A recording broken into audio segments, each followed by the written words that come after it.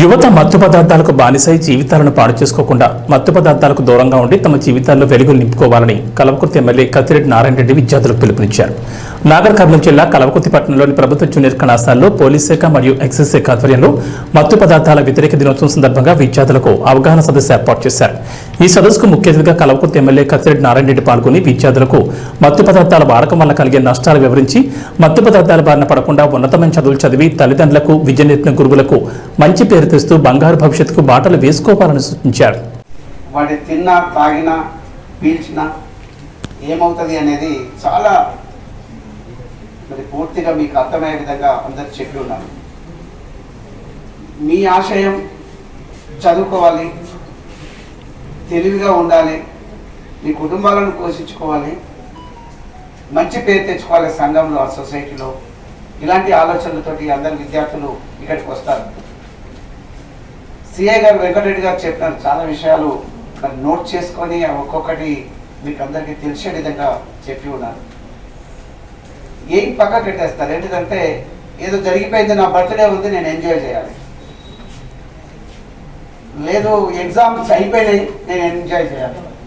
లాస్ట్గా ఏ విధంగా ఉంటుందంటే ఈరోజు ఒక టీచర్ రాలేదు కాబట్టి ఈరోజు ఎంజాయ్ చేయాలి, ఇలాంటివి ఉంటాయి.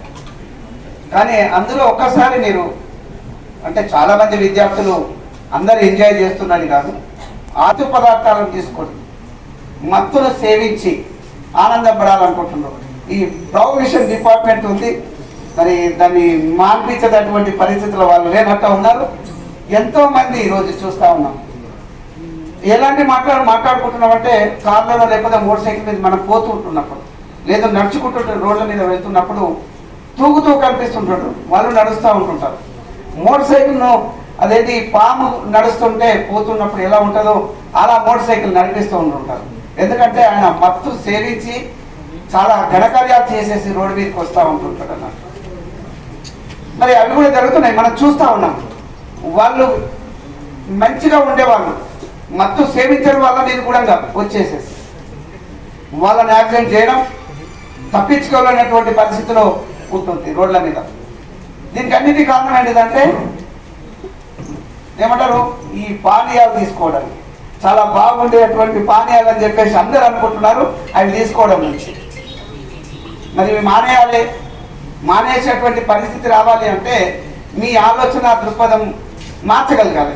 మీ ఇళ్ళల్లో కూడా మీకు అందరితో మీ పేరెంట్స్ చెప్తా ఉంటుంటారు, తాతనో తండ్రి అందరు తాగుతారని చెప్పట్లేదు, అందరూ ఏదో సేవిస్తుందని చెప్పట్లేదు.